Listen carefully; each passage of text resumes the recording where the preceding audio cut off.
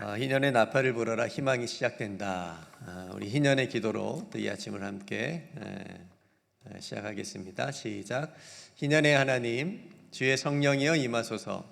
가난한 이들에게 복음을 전하고 포로된 이들에게 자유를 선포하며 눈먼 이들을 회복시키고 억눌린 이들을 자유롭게 하는데 우리를 희년의 도구로 사용하소서. 예수 그리스도의 이름으로 기도드립니다. 아멘. 오늘부터 이스라엘 왕들의 이야기를 새벽에 함께 나누려고 합니다. 그 어느 때보다도 지도자가 얼마나 중요한지를 우리가 피부로 느끼면서 살아가고 있습니다. 그 고대 나라들은 그 왕조를 이루면서 이제 살아가는 때가 있었죠. 그래서 왕조의 역사라고 할 수가 있습니다. 왜냐하면 우리가 기록으로 그 기록들을 지금 볼 수 있기 때문에 그렇죠. 그러니까 이스라엘과 비슷한 역사를 가지고 있는 우리나라 왕조를 제가 여러분들 다 학교 다니실 때 배우셨겠지만 제가 잠깐 살펴보니까 고구려가 28명의 왕이었습니다. 고구려 시대 28명의 왕으로서 705년 정도 지속이 되었습니다. 그리고 백제는 31명의 왕조를 이루었고요. 678년 동안 백제가 지속이 되었고, 우리가 그 신라를 천년의 시대라고 얘기하지 않습니까? 천년의 왕국이라고 불리는 신라 시대는 56명의 왕들로 인해서 992년을 유지해서 우리가 천년 신라라 그렇게 얘기를 합니다. 그 다음 나라가 이제 고려 왕조였죠. 고려 왕조는 34명의 왕들이 있었고요. 474년을 유지를 했습니다. 그리고 우리가 조선 왕조 몇 년이라고 그러죠? 500년이라고 얘기를 하지 않습니까? 조선 왕조 500년은 27명으로서 505년을 유지를 했습니다. 우리가 앞으로 살펴볼 이 성경의 이스라엘의 왕조는 어땠을까요?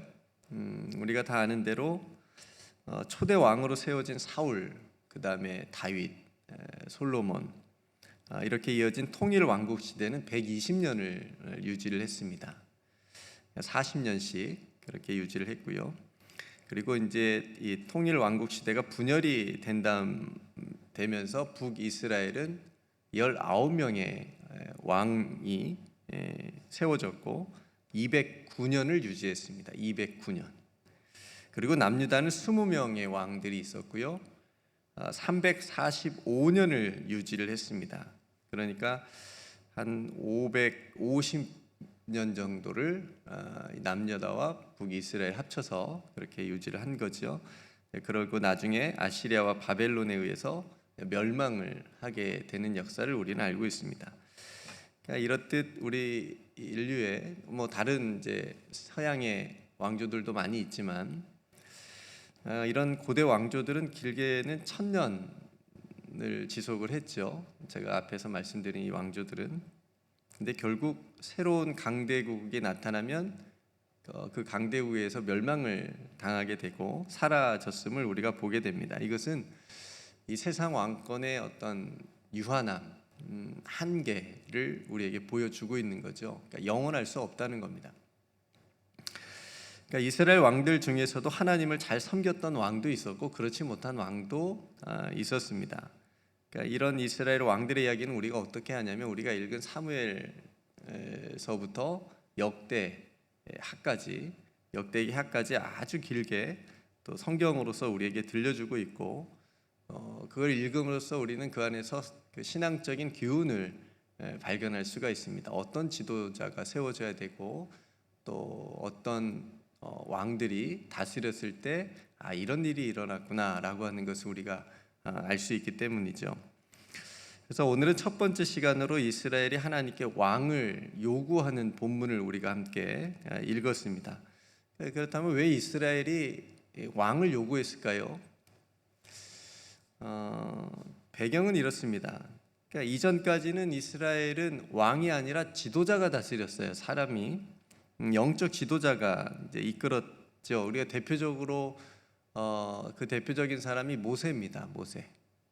모세가 이스라엘의 그 애굽의 노예로 있었을 때 하나님께 부름을 받아서 애굽에서 이렇게 빠져나올 수 있는 그런 길을 하나님께서 주셔서, 그런 능력을 주셔서 이스라엘을 다스렸죠. 그 뒤를 이어서 여호수아가 다스렸고, 그 뒤를 이어서 이제 사사들이, 그게 이제 성경의 이제 순서지 않습니까?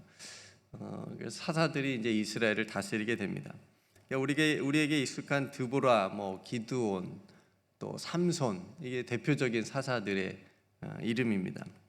그러니까 사사들의 역할은 뭐였냐면, 외부에서 적들이 쳐들어오면 막아야 됐습니다. 잘 막았어요. 하나님께서 능력을 주셔서 하나님께 세우셨기 때문에 그 사사들이 잘 적들을 막았고요. 또 내부적으로는 그 안에서, 공동체 안에서 일어나는 많은 일들을 재판을 해줬습니다. 그런 일들을 사사들이 감당을 했거든요. 그리고 그 마지막 사사가 사무엘이었습니다. 오늘 이제 본문에 등장하죠. 이 사무엘이 마지막 사사였고, 또 사무엘은 선지자의 역할도 했습니다.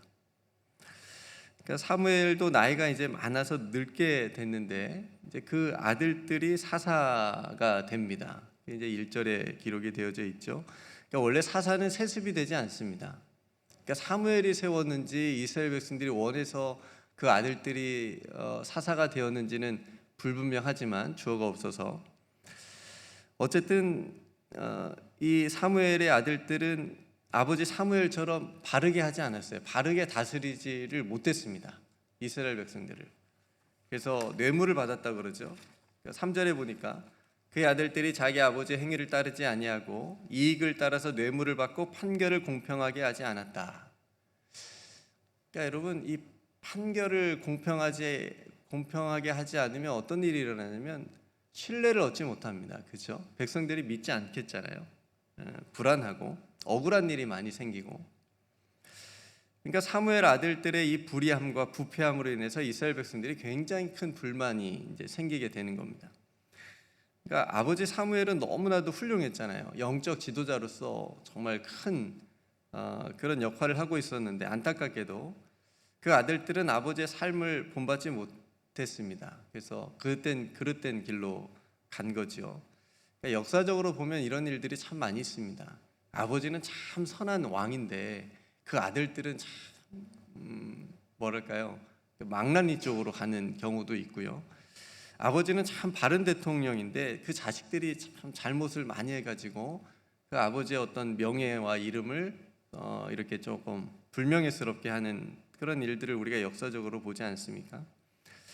그러니까 이런 상황에서 당장 이 사무엘이 죽기라도 하면 누가 자신들을 다스릴까? 그러니까 우리의 지도자가 누가 될까? 그러니까 없다라고 하는 생각을 가지고 있는 거죠. 굉장히 불안하고 이스라엘 백성들이 걱정을 했던 겁니다. 왜냐하면 이제 사무엘 아들들은 이제 그렇게 행하니까, 불의하게, 부패하게, 부정하게 그렇게 행동을 하니까 더 이상 믿을 수가 없는 겁니다.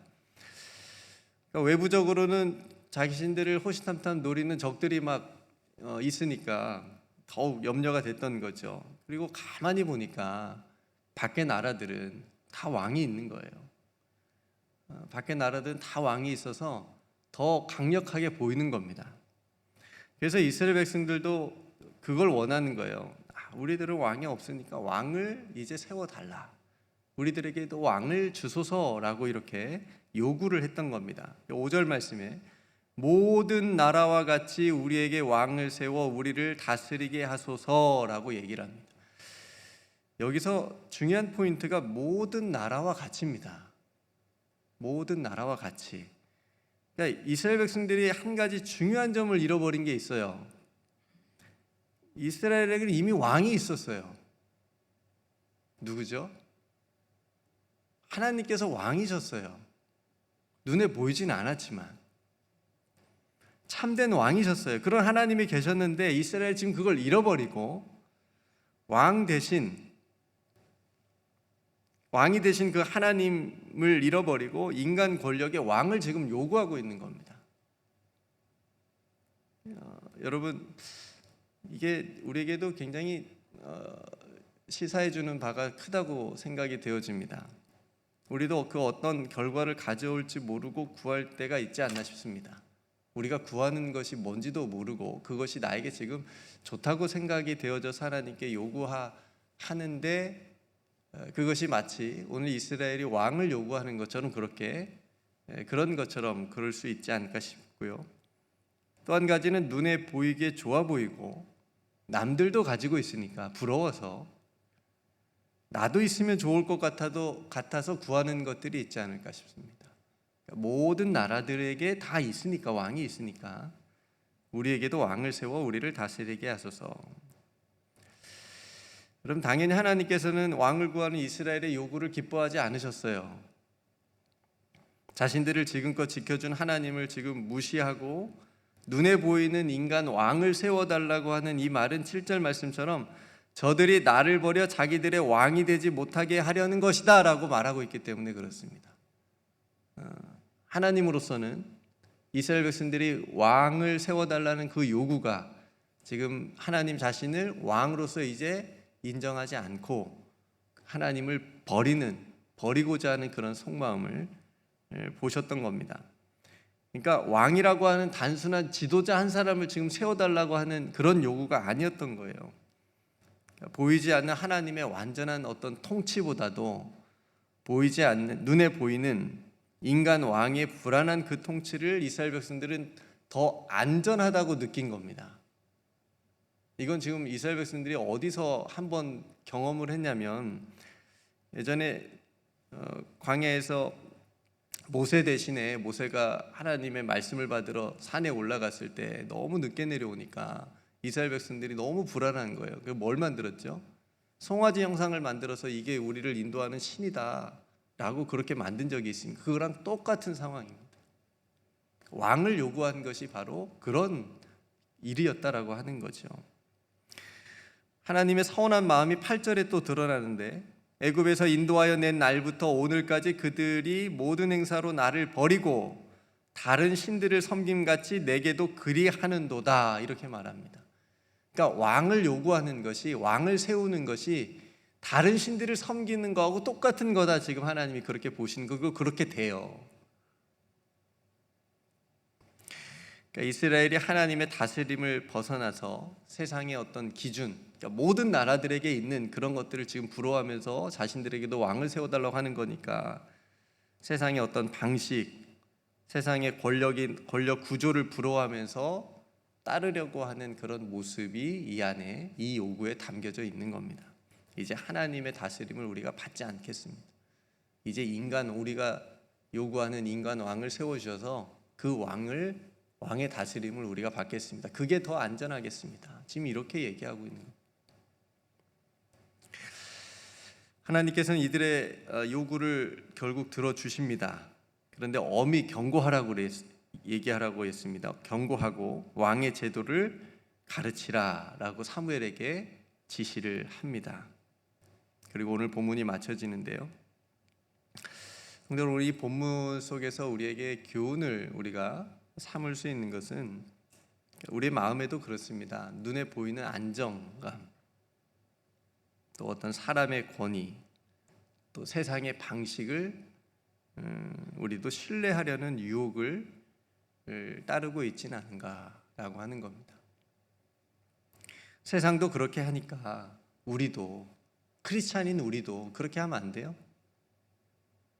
세상 사람들이 다 그렇게 하는데 교회도 그렇게 따라가면 안 돼요?